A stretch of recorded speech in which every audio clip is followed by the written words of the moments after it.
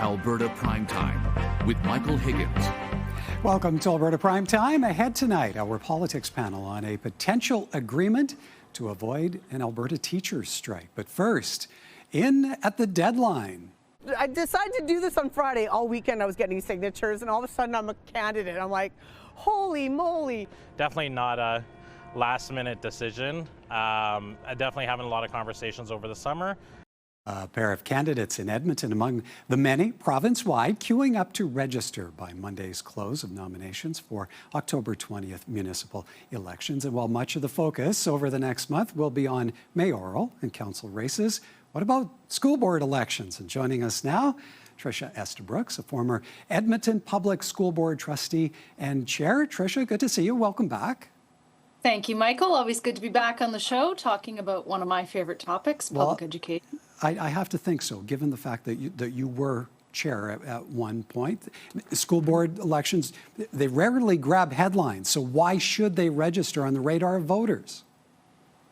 Well, it's democracy in action, to be blunt about it. And I think, in this election cycle, there are a number of issues that I think Edmontonians, Albertans are paying attention to when it comes to education. I mean, you just mentioned at the top of the show the impending and possible strike, labor action by teachers, or fingers crossed, maybe we're going to see a deal here in the next couple of days.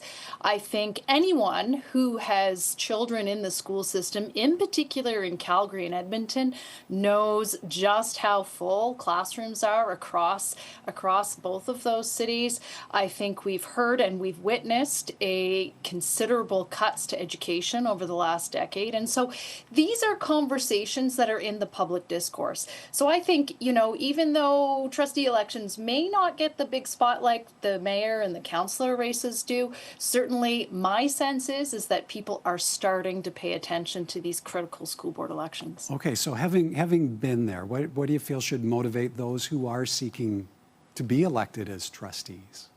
Yeah, and I love to see, because it's a big commitment to run for any level of office. And so to hear, some of the clips that you played off the top from folks who, it was not a last minute decision, but that last sort of hour rushing in to file your nomination papers, I say kudos to anyone who puts their name on a ballot, whether it's for trustee or city councillor or mayoral races. At the heart of it, to serve as a school board trustee, what you need is passion to serve your community and a passion for public education. And so certainly over the course of my 2 terms as a school board trustee and chatting with folks who are interested in this job, this is a job where we require people to step up into this role. And I think unfortunately this is a bit of a defend public education race that we're seeing shape up across the province. And so certainly looking to lots of candidates, and I'm seeing that message play out, that they are standing up for public education. They're looking at what students, for example, at the Alberta legislature this week, so there's lots to talk about and lots to defend when we talk about public education in Alberta these days. Okay, so, and you've pointed out some of the contentious issues right now, hopefully a resolution to avoid a teacher's strike, the banning of books from school library shelves, pronouns usage in classrooms. To what degree do school board trustees have a say in how any of those issues play out locally? Yeah, and that's a great question. And I think, when we move beyond some of those bigger issues around classroom sizes and the funding of public education in this province, to me, the third biggest issue is the autonomy of school boards. So we have seen other provinces in our country do away with school boards. And that is to a great threat, in my mind, to the voices of parents and students and families, and that voice that they should have in their democratically elected trustees. The thing I would say about that third issue and the autonomy of school boards is school board trustees need the wiggle room to make policies that make sense for the jurisdictions and the families and the kids and the staff that they represent. And I bring that up because of the book banning and some of the policies that we're seeing around trans athletes. Those are policies where we are seeing interference by the provincial government at a time when we need to be making sure that the autonomy of school board trustees to make those governance decisions, to make those policy decisions which are best for the communities they represent, that is the role of school board trustees. And so, certainly I would encourage folks to do their research, ask the question, how are you going to defend public education? How are you going to stand up to a provincial government that seems set and determined to continue to poke and interfere in the role of what school board trustees should be doing at this point in time? Okay, so voters should be doing their legwork and getting an Absolutely. understanding of who the candidates are. But once they cast the ballot and someone is elected, what then should voters expect of the trustees they elect? Well, the trustees that you elect really are there to serve and to set the vision and the direction for Edmonton Public Schools.